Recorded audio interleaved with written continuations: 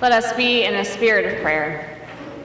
O God, may the words of my mouth and the meditations of all our hearts be acceptable in your sight, our rock and our Redeemer. Amen. One of my most memorable Thanksgivings was gathering with fellow seminarians for our first Friendsgiving. Now, Friendsgiving is defined as Thanksgiving with friends. The benefits often include, but are not limited to, no travel, no drama, and sleeping in your own bed. That first Friendsgiving happened because it just wasn't feasible to travel to be with my family, and some friends were in the same boat. The head of the Student Association organized a campus-wide Thanksgiving dinner open to anyone. Andover Newton provided the turkey, and the rest of us were asked to bring one dish to share. All the international students also stayed on campus and had never experienced an American Thanksgiving. We had the best time. There was something so nice about choosing to gather and then sharing our family traditions in the forms of casseroles and desserts and you name it. Some of these seminary friends and I continue our Friendsgiving tradition. We still share the predicament of living several states away from our families. For what it's worth, I think that Jesus would love the modern concept of Friendsgiving because it brings people together who aren't even related around a table on an important occasion to eat and drink and share their lives. Reminds me of Jesus speaking about the great dinner where everyone is invited. In that parable in Luke's gospel, Jesus teaches about someone throwing a fancy dinner party, and the special guests all make excuses not to attend. Basically, they all RSVP no. The host then commands his servant, go out at once into the street and the lanes of the town, and bring in the poor, the crippled, the blind, and the lame. Compel people to come in so that my house may be filled. That's what the realm of God is like. People from all walks of life coming to be together around the table. Jesus had expansive and open views about who we should welcome as his followers, yet his views of family are complicated at times. His mother and brothers show up when he's beginning his ministry in the Gospel of Mark and stand outside, sending for him, calling him to come out. When the crowd conveys the message, Jesus says, "Who are my mother and my brothers?" Looks around at everyone sitting there. "Here are my mother and my brothers. Whoever does the will of God is my brother and sister and mother." Basically, Jesus radically defines who his family is.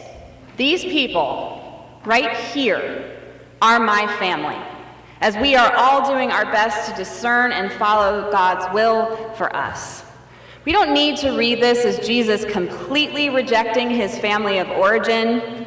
Yes, this seems harsh at the outset, but it was important for him to gather his followers and get the message of God's love out there without his family trying to restrain him or even protect him from the inevitable conflict that was to come.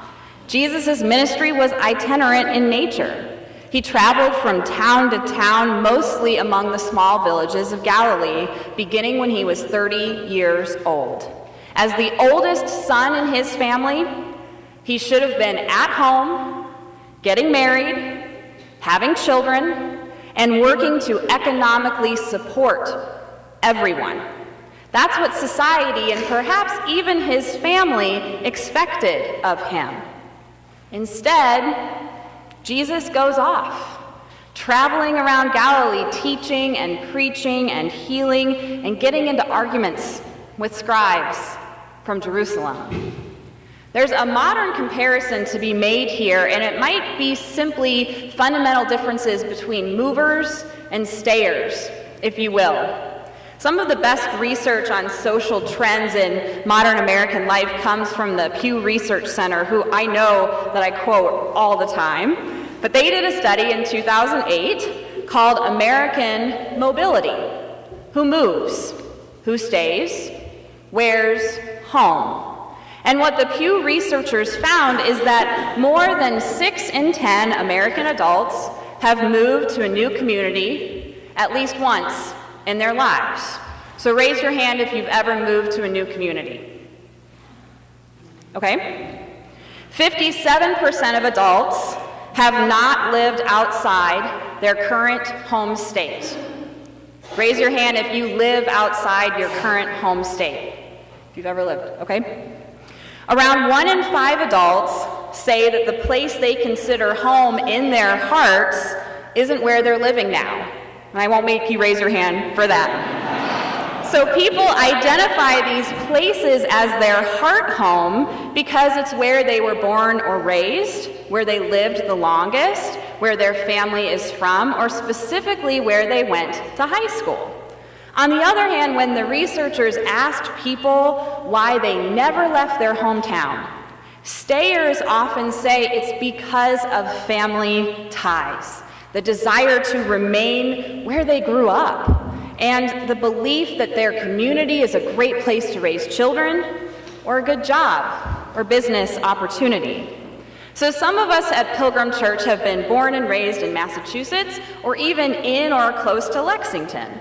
Others of us have lived in multiple states or even countries. What fundamentally makes a person a mover or stayer on a human level is perhaps harder to assess. People stay in the community where they grew up primarily to be close to family and the familiar, and believing wholeheartedly in the goodness of that particular community. But even if the community would be a fabulous place to raise a family and settle down, and it's where their family remains, there are some people who seem to be movers because it's just who they are. Jesus was probably a mover to his core. So the thought of going back home with his family resulted in him not even entertaining the thought. Jesus simply looks around at all these people beside him, including his disciples, and says, "Whoever does the will of God is my brother and sister and mother," and let's add, father.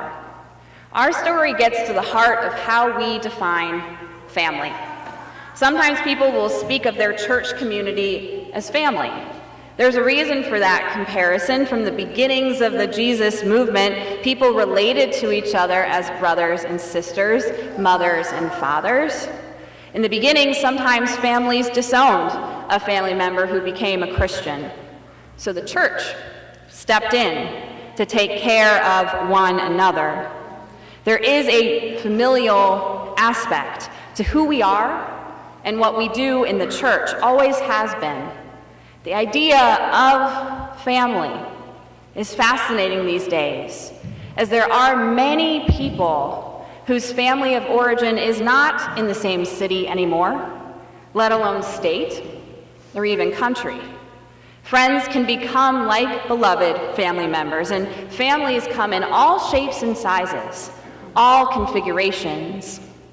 There's this movie called The Way, and it shares the story of a father and son who are estranged from each other. The father is a classic stayer who lives in the suburbs. He's a doctor, and he doesn't feel the need to travel. The son is a classic mover, a restless soul who decides to walk the Camino de Santiago, the way of St. James, or the road to Santiago in English. When arguing with his father as he's dropped off at the airport, the son says, "You don't choose a life, Dad, you live one." The son tragically dies on the road to Santiago when a storm comes up out of nowhere, and his estranged father goes to Spain to collect his son's remains. As he's contemplating returning to America, the father decides that he'll stay and walk the road to Santiago in honor of his son. Even though he has no experience trekking, he knows that he needs to complete the journey that his son began. Along the way, this American doctor gathers a Dutchman, a Canadian woman, and an Irish writer. Guarded at first, they open up to each other and share more of their lives, knowing that life is just too big to attempt to walk alone. So today, when it seems that Jesus turns his back on his family, it's not out of spite or anger or even a wholehearted rejection. As the mover that he was, he just couldn't stay tied down to any one place, no matter if that was the home of his heart or not. He couldn't allow his family to protect him and shield him from the Pharisees or the crowds when he had work to do. There's something in this story for all of us here today, whether we are movers or stayers or somewhere in between. Given the great mix we represent in our congregation of people who have lived in Massachusetts their entire lives, or people who've come from different states or even countries, we can think of our church family as the ultimate place for Friendsgiving. We can go out into the streets and lanes and bring in who Luke imagined at God's great dinner.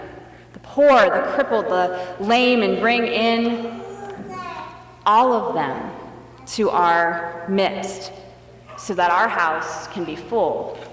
For this is what God seeks from us, all people, from all walks of life, gathering around Christ's table, knowing that we are welcome here. Thanks be to God. Amen.